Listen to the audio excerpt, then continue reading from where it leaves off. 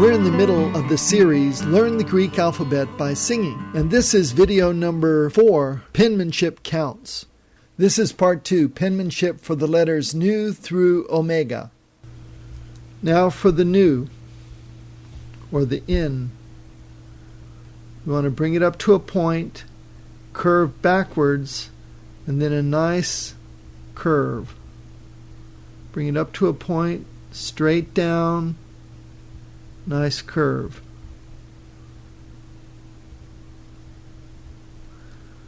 You want to make sure that it has a point at the bottom. That's one of the most important things, because if you make your Nu like this, if you make it sloppy, then that looks like an upsilon.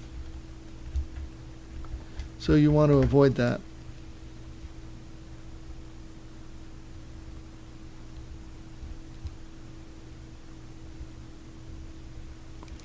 Those are all good news. Some people, however, just make it like this.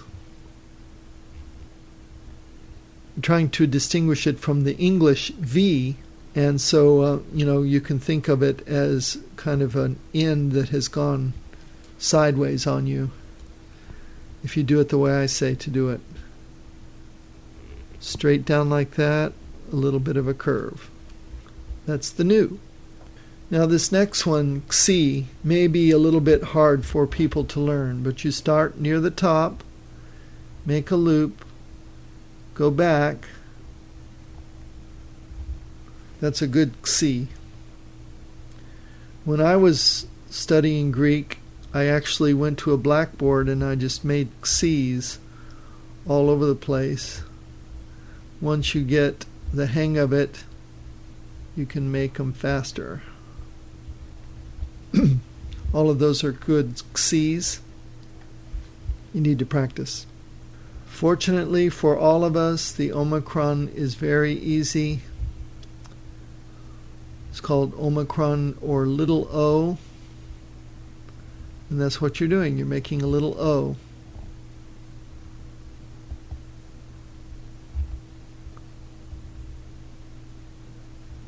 Omicron. Now we're moving on to the P. A P is just 2 downward strokes and a top on it. You can put a curl on the left if you want, like this. Some people, especially people in math, make it like that, but it's not necessary. Just 2 down strokes and a top.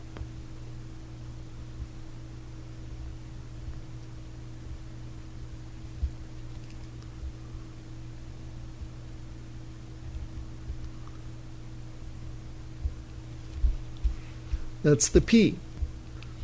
For Rho, start below the baseline, come straight up, make a nice curl.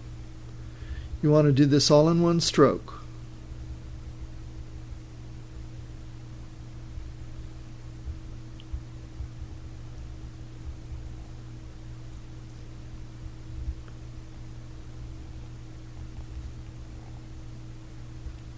That's Rho. For Sigma, start at the midline, make a nice circle, then come straight out.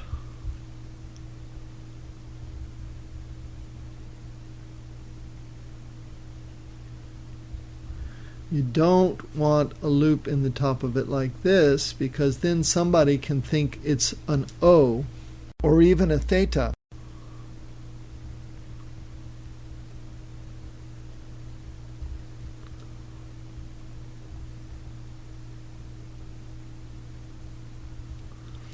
As far as writing it, the final sigma, just make it like an S. In a printed sigma, it actually goes below the line like that, but that's not important for writing. That's sigma. Now for tau, just a downstroke and a top. That's a perfectly good tau. You can put a curl on the left if you want. like that. What you don't want is to go like this. That's an English T. But even though you're making your tau so that it looks like an English capital T, it is still small versus being large. It doesn't start way up here, in other words. That's tau. Upsilon, just make a U, and it doesn't have a downstroke at the end. You can put a little loop at the beginning, and you can put one at the end if you want. But you want to be able to distinguish it from the nu, which looks like that. So you can see once you start putting those little flourishes on it, it starts to get confusing. So it's better just to make it a U, like that, the upsilon. And as you're practicing your penmanship, each time you make the letter, you should pronounce it out loud. Upsilon, upsilon, upsilon. Okay, now we're going to make the phi.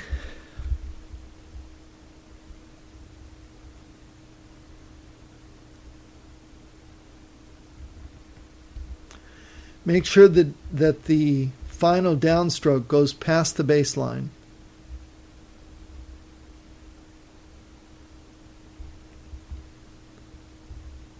Phi.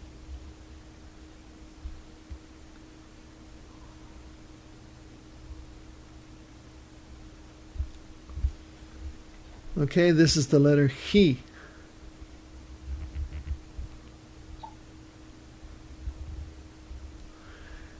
Notice that the two strokes cross at the baseline.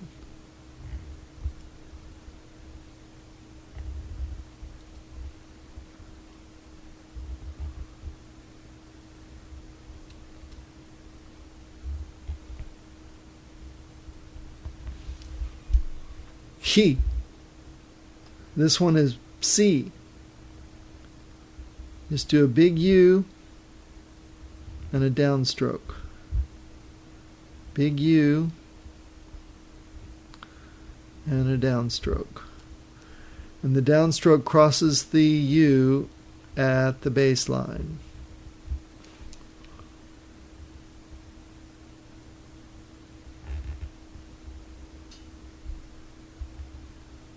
Okay, we're at the last letter, omega.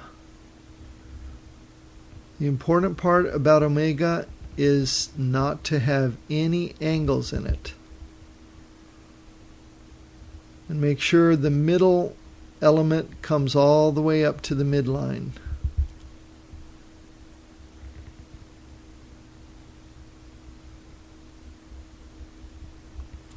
One more omega. There we go. Omega. The only way you can improve your penmanship is to practice. So practice, practice, practice, and your penmanship will get better and better and better. So that's it for this video. In our next video, we're going to start singing scriptures set to music. Kairete, which is Philippians chapter 4, verse 4. See you then.